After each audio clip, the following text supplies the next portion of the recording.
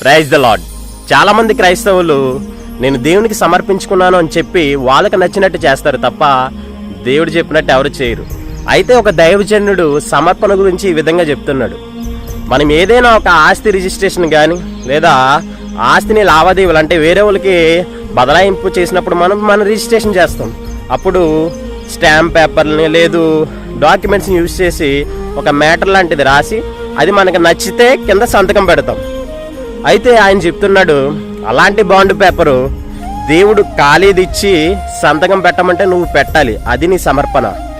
అక్కడ నీకు నచ్చినా నచ్చకపోయినా ఆయన నచ్చింది చేయమంటాడు, నువ్వు సంతకం పెట్టి ఇవ్వాలంతే. ఆయన నచ్చింది అక్కడ మధ్యలో రాసుకుంటాడు ఆ మ్యాటర్.